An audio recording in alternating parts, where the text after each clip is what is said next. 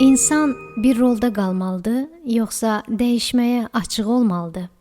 Siz Hüsnü Zəni dinləyirsiniz.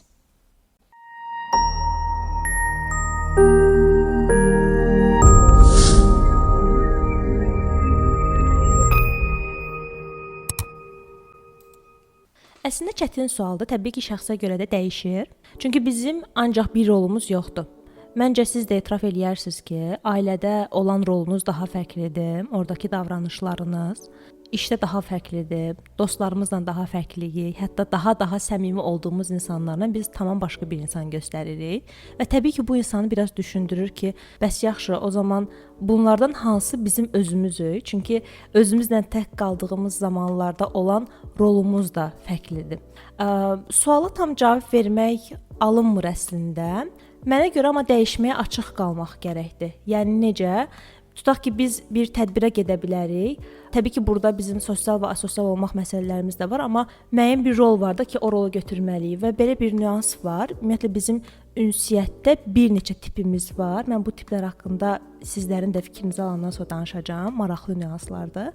Amma mənə görə insan prosesə elastikləşməyimiz daha yaxşı olar. Təbii ki, malı-məli yürütmək istəmirəm. Sadəcə olaraq məncə insanın bir rolu yoxdur. Müxtəlif rollar var. Sadəcə burada əsl özümüzü unutmadan rollarımızı oynamalıyıq. Yəni əsl özümüzə sadiq qalaraq rolumuzu aparmaq gərəkdir. Çünki əsl özümüzü o rollarda gizlətməyimiz gərək deyil.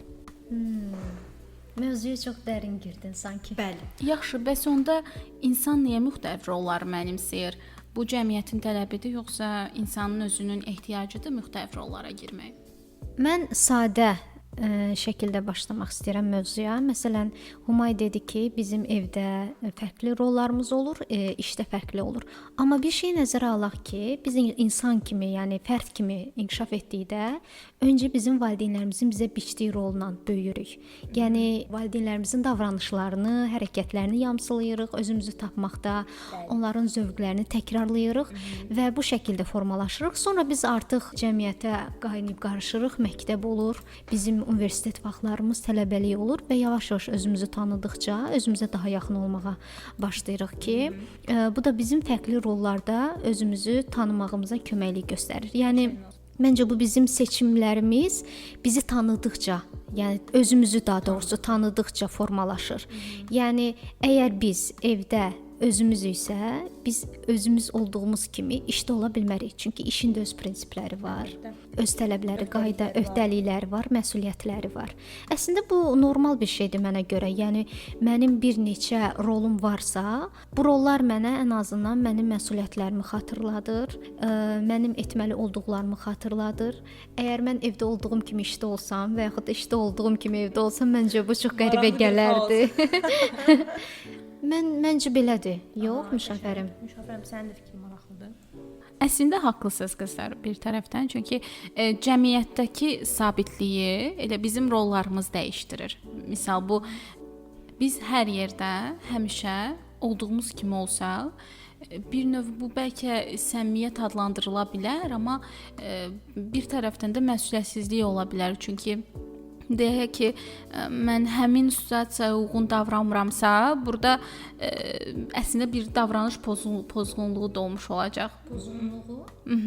Çünki misal, mən evdə deyək ki, çox əsəbi biriyəm. Misal verirəm buna. Deyək ki, çox aqressivəm və işdə də o feedbacki qəbul edə bilmirəm və aqressiyamı göstərirəm. Nə qədər inkişaf edə bilərəm iş dünyasında, nə qədər məni peşəkar adlandıracaqlar.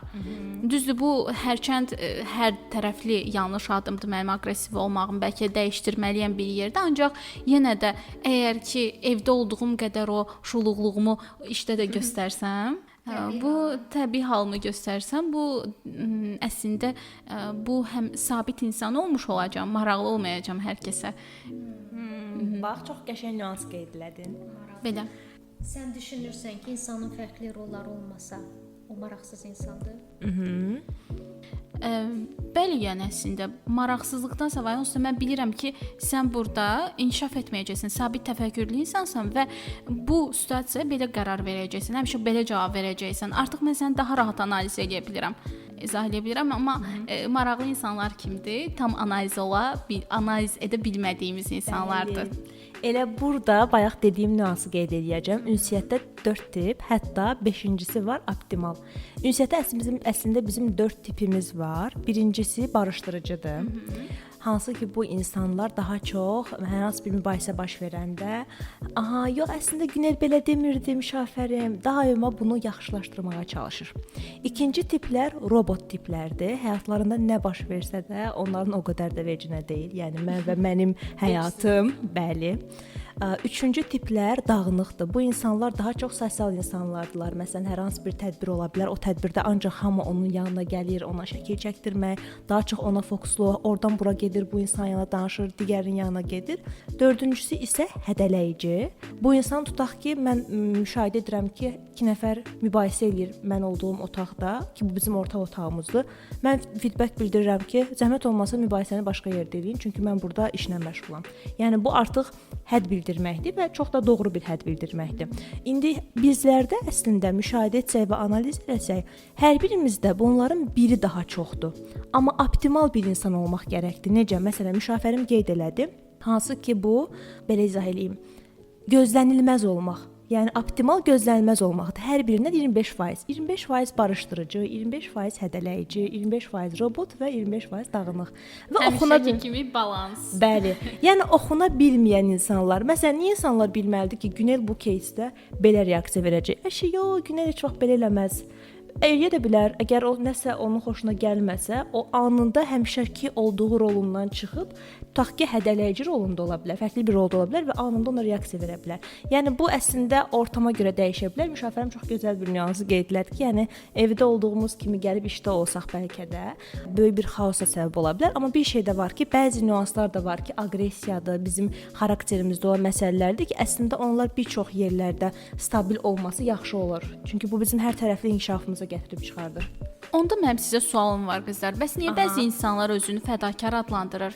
Çünki misal bir evdə anadırsa, mən çox görmüşəm ki, iş yerində deyirlər ki, falan kəs anadır, o fədakarlığın nə olduğunu biləcək və işdə fədakarlıq eləyəcək. Həqiqətən rollar bu qədər qarışdırılırmı, yoxsa bir dəfə bir insan fədakarlıq eləyirsə digər rolunda, ona çox rahatdırmı, məsəl üçün işdə də olanda bir işçi olaraq da eyni fədakarlığı göstərsin? Mənim zənnimcə bu şəxsi sərhədlərdən asılıdır. Yəni biz öz şəxsi sərhədlərimizi nə qədər müdafiə ediriksə, bizim rollarımız da cəmiyyət tərəfindən elə biçilir. Yəni mən əgər işdə mənim şəxsi sərhədlərimin pozulmasına izin verirəmsə, mən o şəraiti yaradıramsa, fədakarlığı təkrar edirəmsə, təbii ki, rəhbərlik və mənim əməkdaşlarım, mənim işçilərim, mənimlə işləyən iş yoldaşlarım da artıq bunu mənim normam kimi, gündəlik vəzifəm kimi qəbul edəcək ki, bu da gətirir həmin o daimi fədakar olan insan rolunu həmin insana biçilmiş formada, yəni təqdim olunur. Sən artıq o vəziyyətdən çıxa bilmirsən, eynən artıq geyim kimi onu qəbul edirsən. Çünki sən artıq bu şəraiti qarşı tərəfə ötürmüsən və onlar da bunu sənin normal, həmin olduğun vəzifə kimi görürlər. Amma eyni zamanda həmin bu cəmiyyətdə, yəni hal-hazırda bizim cəmiyyətdə də var ki, bizim sosial və peşəkar rollarımız var. Burada lider rolu, izləyici, qurban və xilaskar rolları var. Təbii ki, bu da cəmiyyətin təsirindən gəlir. Lider rolunda olan insanlar istiqamət verirlər. Onlar təbii ki, işdə həmin potensialı göstərirlər, kollektivi irəli götürürlər, böyük məsuliyyətləri üzərindən götürürlər. Təbii ki, bu ailənin təməlindən də gəlir. Ailədə artıq uşaqlıqdan həmin insana öz məsuliyyətlərini özünün götürməyi təqdim olunur ki, ona həmin imkan təqdim olunur ki, o da artıq böyüdükcə bunu həyat tərzinə çevirir və lider olmaq həmişə öz gücünü göstərmək deməkdir. Bəzən daxilən yorğunluq, yük daşımaq ehtiyacı nəticəsində də olur ki, bu da uşaqlıqdan gələ bilər. Həmişə yox, amma təsir ola bilər şuuraltı olaraq. Qurban rolunda həyatda baş verən hadisələrin idarəsinin özündə olmadığını, yəni liderin əksi olduğunu, daim zərər çəkən rolunu, bu rolda girən insanlar çox vaxt niyə həmişə mən, heç kim məni anlamır kimi düşünürlər ki, yeniyetməlik dövründə bu daha çox özünü biruzə verir və burada valideynlərlə, dostlarla kontakta girmədikdə insan özünə qapanır, özünü tapmaq prosesi natamam gedir. Eynən, bəli, ki bu da artıq insanın həmin rola bürünməsinə gətirib çıxardır. Xilaskarda isə başqalarını qorumaq, problem həll etmək, həmin hamını xilas etməkdir. İlk baxışdan müsbət görünsə də bu rol çox yorucudur və tez-tez sərhədlərin pozulmasına gətirib çıxardır ki, bu da müşafirim sən dediyin kimi eynən fədakarlıq ki, hamını xilas edim, amma həmin insanlar çox vaxt özlərini düşünmürlər. Onlar fikirləşirlər ki, mən hamının xoşuna gəlməliyəm, mən hamının rəğbətini qazanmalıyam. Bəlkə bu şəkildə özlərində olan o sevgi çatışmazlığını bərpa etməyi düşünürlər, inandırırlar özlərini və məncə 4-ündə saydım. Eynən. Deməli belə bir məsələ də var ki, əslində mən düşünürəm ki, deyirsən, özünü qurban sanır və deyir ki, mən sənin üçün fədakarlıq elədim. Ancaq mən düşünürəm ki, insanlar qorxularının ucbatından qərar verirlər, sonra deyirlər ki, bunu fədakarlıq adlandırırlar. Bu kifayət qədər geniş yayılmış bir xəstəlikdir bəlkə də. Çünki bunun xəstəliyi adlandırıldığını bu arada bilmirəm, özüm adlandırıram. Sənə görə baxışınca. Bəli, çünki insanlar qorxur nədənsə və qərar verirlər ki, mən belə davam eləyəcəm həyatıma, qoy məni gördükləri kimi görsünlər və dəyişdirmək üçün bir addım atmır.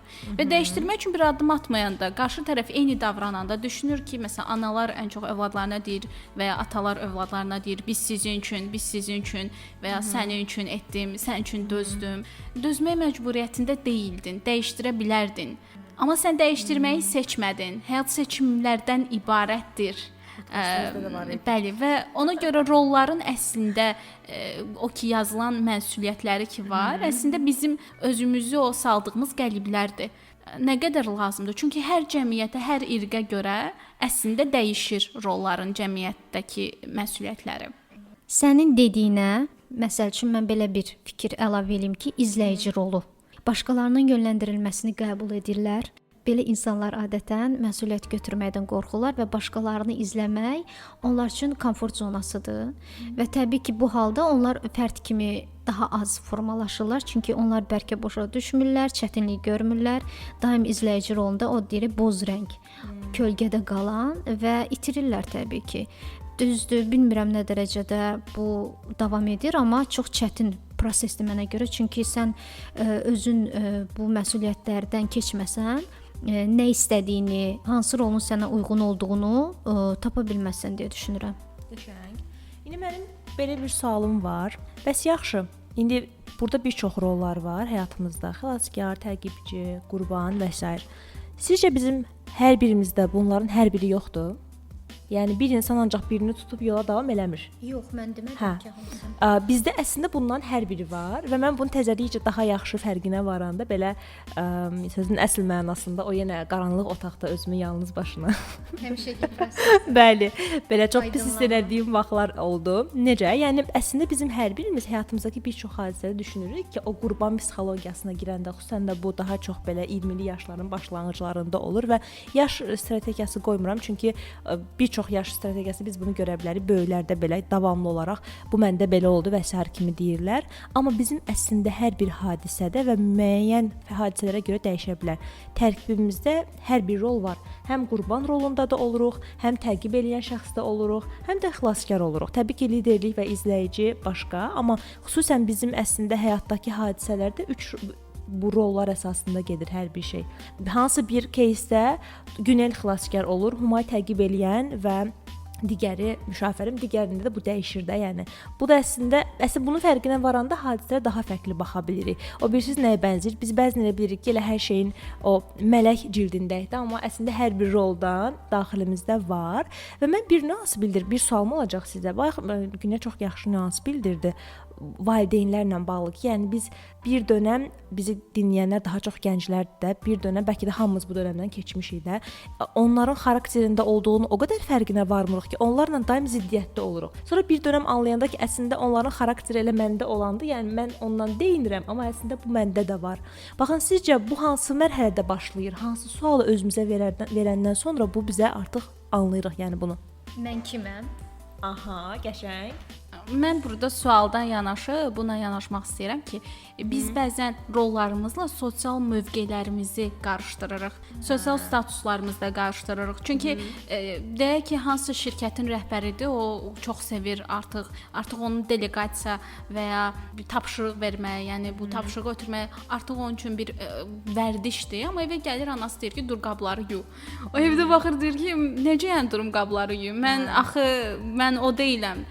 Unudur ki, onun evdəki rolu fərqlidir. O evdə daha fərqli alışdırıb artıq anası onu, daha fərqlidir onun yanaşması. Ümumiyyətlə rollar ailə, cəmiyyət, mədəniyyət, din, media, sonra həmçinin şəxsi seçimlər, dəyər söhbətinə görə dəyişir və bu bayaqki məsuliyyət məsələsi də orada özünü vurğulayır. Mən fikirləşirəm ki, sırf burada təkcə sual verməklə yanaşı baxmaq lazımdır. Ümumiyyətlə o özünü aydınlaşdıranda ki, mən hardayam deyəndə, mən hardayam, hara gedirəm və kim idim deyəndə, Günel demiş, mən kiməm deyəndə, bəli, artıq o başlayır ki, bunu dəyişdirsin. Bəli. Proses onda başlayır. Hamımızda o rollar varsa, bizi fərdiləşdirən ona olan şəxsi yanaşmamızdır da. Qəşəng, bəli. Aha, yəni hamımız qurban ola bilərik, amma hamımız ondan çıxış yolunu fərqli şəkillərdə yaşayırıq. Hərədə bir cür olur. Hərənin öz rəngi olur. Hamımız xilaskar oluruq, amma hamımızın xilaskar olduğumuz anda dəyərlərimiz fərqli olur və bu da bizim fərd kimi formalaşmağımıza dəstək göstərir.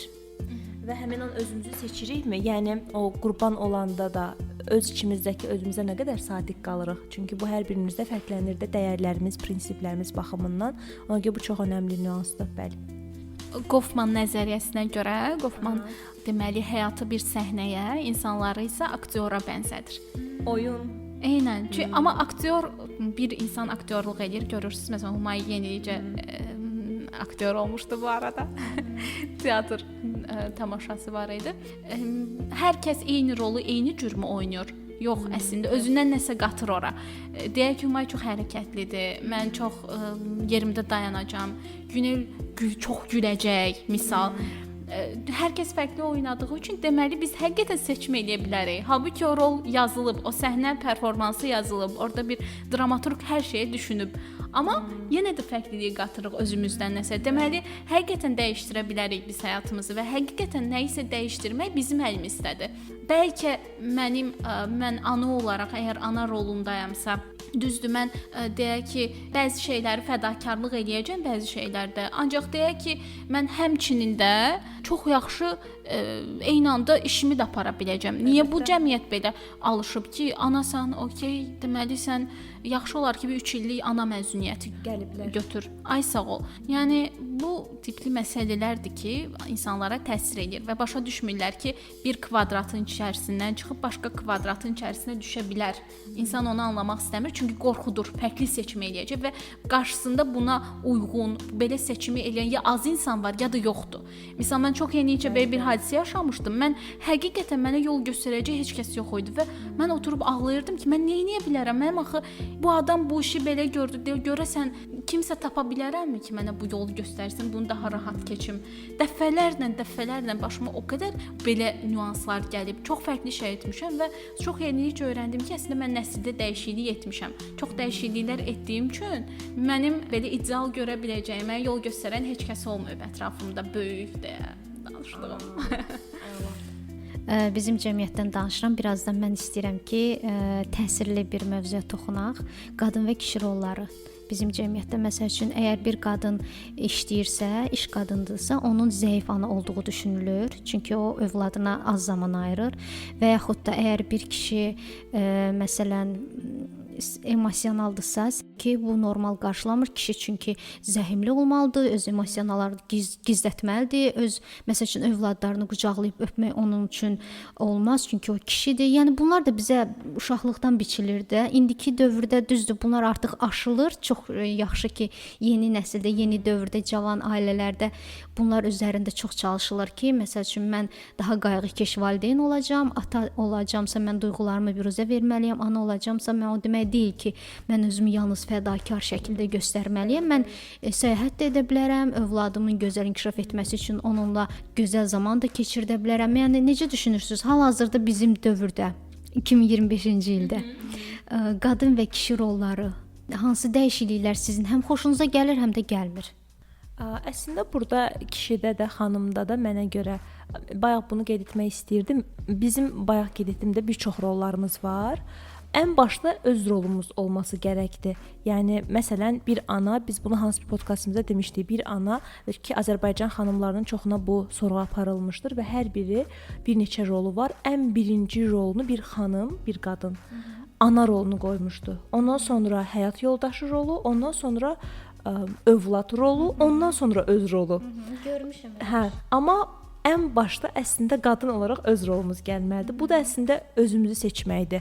Elə ən sağlamı da budur. Bəylərdə də bunun olması gərəkdir və bu egoistlik deyil də, yəni belə olanda əslində özümüzü seçəndə biz çox yaxşı, sağlam formada həyat yoldaşı da ola bilərik, dost da ola bilərik, iş yoldaşı da ola bilərik, övlad da və ana rollarda. Dəyişiklik əlbəttə ki, çoxdur. İndi özünü seçən insanlar çoxdur, qəliblərə salınmış və o qəlibləri görən, oradan çıxan. Mənə görə konkret, spesifik deyə bilməyəcəm ki, nədədir, amma məncə elə insanların çoxu bunu anlayandan sonra birinci öz rollarını seçirlər. Yəni qadın olaraq öz rolları və bəy olaraq öz rollarını. Birinci onu özlərini seçirlər, yəni. Keçən dəfə bir xanım çox yaxşı dua etdi. Mənə də öyrətdidir ki, həmişə dua et ki, Allah səni fitrətinə tərs bir şeylə üzləşdirməsin. Bir hadisə ilə. Yəni biz qadın və kişi olaraq fitrətimiz var və mən düşünürəm ki, bu fitrətə uyğun hərəkət etməliyik. Bəlkə bunu mən dini tərəfdən adlandırıram, yanlış da ifadə etmiş ola bilərəm, amma belə deyim ki, başa düşməliyik bu bizim sosial sivilizasiyanın burada rolunu, başa düşməliyik biz həmçinin bizim təkamül prosesimizdəki öz rolumuzu. Yəni bunları anlayaraq addım atanda başa düşürsən ki, əslində patriarxat cəmiyyətdə yaşayırsansa, necə davranırsan və yaxşı müasir dəyişikliklər də var burada, mən razılaşıram. Amma unutmamalıyıq ki, cəmiyyətdə çox insan bu mövzuya patriarxat tərəfdən baxır və düşünürlər ki, məsəl mən deyəndə ki, yox bir qadın deyək ki, yaxşı pul idarə edə bilmir, düşünür bəy. Yox, əslində ola bilər ki, çox yaxşı qadın maliyyəçi olsun və o pulu çox yaxşı idarə edə bilsin. Bəlkə də bu qadının öz vərdişlərindən, öz seçimlərindən asılı daxıb, ola bilər ki, çox yaxşı bölgə edə bilsin. Məsələn, amma bu patriarxat cəmiyyətdə necə formalaşıb? Kişi ailə başçısıdır, təminatçıdır, evin təminatçısıdır. Ümumiyyətlə, ancaq o qazanmalıdır, o liderdir, o güclüdür, o qərar verəcək, o səhv eləmir. Halbuki bu kişi də səhv eləyə bilər, qadın da səhv eləyə bilər və biz bu tərəfdən danışanda qadın olaraq düşünülür ki, kişi düşmənidir. Ancaq mən onun da qarşısındayam ki, məsələn bəzi qadınlar var ki, ancaq qarşı tərəfin rollarını pisləyir və düşünür ki, səhv eləyir, həmişə hamı kişilərdən yanadır. Bu gün mövzumuz bu olmasa da əslində buradan demək istəyirəm ki, bizi dinləyən bəylərə, yox, bu belə bir şey deyil. Qadınlar bunun haqqında fikirləşmir. Qadınlar sadəcə onlara geyindirilmiş rollardan narahatdılar. Qadınlar o fitrətlərinə tərs şeylərlə mübarizə aparmaqdan narahatdılar. Çünki bir qadın zəriflik nümunəsidir də. Qadın zərifdir və zərif olmaq istəyir. Və ona ehtiyac yoxdur ki, o hər şeyin mübarizəsini aparsın. O istəyir ki, əslində qarşı tərəf prosesdə əlini daşın altına salsın, o işini görsün. Məncə biz kişilərə də dəstək olmalıyıq burada. Humanist yanaşaraq müşafirimi dəstəkləyirəm, fikirlərindən razıyam bir qadın olaraq. Mən düşünürəm ki, bizim cəmiyyətdə hal-hazırda kişilərin də böyük dəstəyə ehtiyacı var ki, onlar öz duyğularını, fikirlərini sərbəst ifadə edə bilsinlər. Yəni şərt deyil də. Yəni bütün məsuliyyət yalnız kişilərin deyil və kişilər də qəbul etməlidir ki, qadınlar da texniki sahədə çalışa bilərlər, qadınlar da müxtəlif sahələrdə eyni anda çalışa bilərlər və yalnız bütün məsuliyyət, uşağın məsuliyyəti qadınların boynunda deyil. Ümumi toplasaq, sizə son bir sual vermək istəyirəm ki, siz həyatınızda hansı rolunuzu qırdıqdan sonra özünüzlə fəxr etmisiniz ki, bəli, mən bunu aşdım. Məhz bu rol mənim üçün dönüm nöqtəsi oldu. Bunu aşmaq. Əgər nəzərə alsaq ki, bir çox rolları saydıq bayaq. Mən buna düşünmədən cavab verə bilərəm. Bu mənim üçün övlad roludur. Sanki sən bu sualı uzun zamandır gözləyirdin. Yox, açıqcası gözləmirdim. Həmişə deməyə sözüm var. Amma həmişə deməyə sözüm. Çünki bizim cəmiyyət olaraq bizə yeridilən nədir? Deyirlər ki, övlad valideynə həmişə borcludur, ya da deyirlər ki, övlad itaətkar olmalıdır, sözə baxan olmalıdır, ya da ki, uğur qazanmaq bütün övladların borcudur və o valideynlərinin dediyi kimi uğura addımlamalıdır kimi yanlış və məni qəlbə salan ifadələrdən çıxmışam mən. Düzdür, yanlış anlaşıla bilər ki, deyəcəklər, yəni əxlaqi normaları qoruyaraq mütləq ki, bəzən valideynlərimizə də izah etmək lazımdır ki, mən kiməm, mənim seçimlərim var və həyatda həmişə valideynlərin dediyi doğru deyil, bizim də seçimlərimiz var və bu seçimlərin arxasıca biz getdikcə biz onda uğur qazanacağıq. Çox yaxşı ifadə var, deyilir ki, uğuru planlayırsansa, uğursuzluğa düçar olacaqsan. Belə. Əla. Sualı verəndə ağlıma bir neçəsi gəldi, amma ən düşünürəm ki, pik olanı mən daima güclü olmalıyam rolu. Yəni bunu qırandan sonra indiyə kimi yadımdadır. Hətta buna görə çox belə ağlamışdım ki, mən artıq güclü olmaq istəmirəm. Mən zəif olmaq istəyirəm və bəli, mən artıq hər şeyi idarə etmək istəmirəm və bununla paraleldə qız uşağı belə etməz rolu var. Təbii ki, bu da əxlaqi prinsiplərə uyğun şəkildə o mənə qoyulan o qəlibləri qırandan sonra baxıram ki, həyatım çox belə böyük şəkildə dəyişib və nə yaxşı ki deyirəm. Açığı asan yol deyil, məncə etiraf eləyərsiniz, amma mənə görə maraqlı və insanın özündən qürur duyduğu bir roldur. Yəni onu qırmaq, belə deyim. Fəxr eləyirəm sizinlə xanım. Biz də sizinlə xanım. Rol sevgi deməkdir, məsuliyyət deyil. Mən əminəm ki, bizi dinləyən dinləyicilərimizin çox gözəl uğurları və keçdikləri inkişaf yolu var.